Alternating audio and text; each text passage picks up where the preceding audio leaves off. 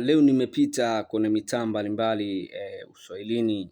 Unajua bana, ukishakuwa mchambuzi wa michezo au ukishakuwa ni mtu ambaye unapenda michezo, ni mtu ambaye unajulikana, kuna sehemu fulani labda unashabikia na nini, basi unakuwa na vitu vingi sana mtaani. Kuna wanao kupinga, kuna wanao kupongeza kwa kile ambacho unakifanya hivyo.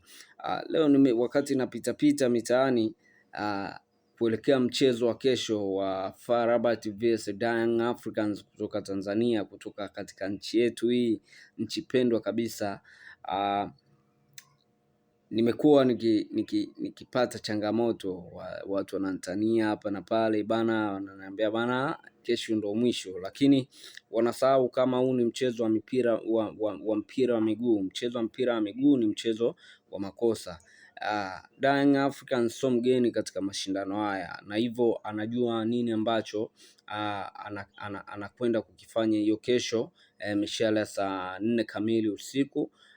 Nafikiri wale wote ambao wanaamini kwamba Young Africans anapita, basi utashare na kulike, lakini kusubscribe YouTube channel yangu ndo kitu kikubwa kabisa ambacho unatakiwa ukifanye. Lakini pia comment yako chini hapo niweze kujua kwamba wewe una support wapi. Unasemaje kuhusu Young Africans? Unamwamini kwa asilimia ngapi? Je, anaweza kuvuka kwenda hatua inayofuata?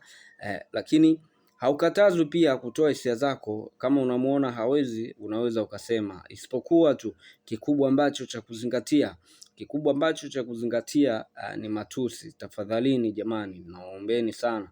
Matusi ndo vitu ambavyo huwa sivipendelei kwa sababu mimi mwenyewe binafsi huwa sipendi kumkera mtu na sinaga kauli chafu katika mazungumzo yangu. Bana, respect kwenu mashabiki.